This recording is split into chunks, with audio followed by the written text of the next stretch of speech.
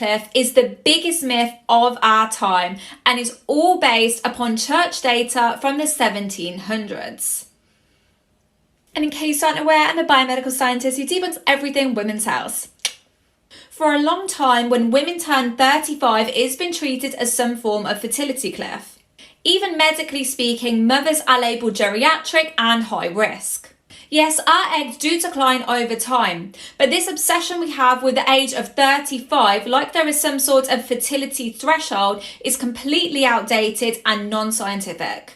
So the data that this theory is built upon is from the 1700s and actually taken the birth records of people that went to church in France. They found that 1 in 3 women struggled to get pregnant over the ages of 35 within a year. The thing is though, is this was the 1700s, so the life expectancy back then was 37 years old. So at the end of the day, a woman conceiving over 35 was probably the least of their issues. This completely outdated research, unfortunately, has become woven into the general fabric of our society and is now known as a fact, even though it is completely and utterly a myth.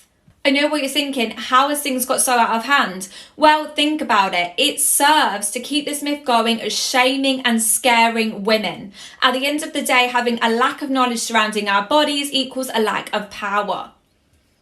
What's crazy is so much fertility research has debunked this original 1700s research, but we barely know about it.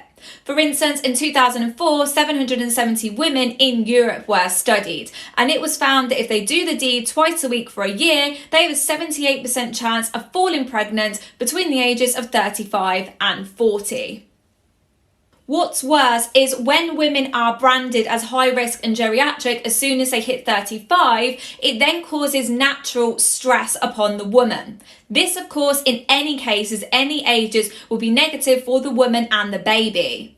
Medically speaking, this causes something known as a care cascade, which can often do more harm than good for the mother and baby. What's crazy is men too do actually have a biological clock, with their sperm quality decreasing over time, yet this is barely spoken about across media, society and the medical community.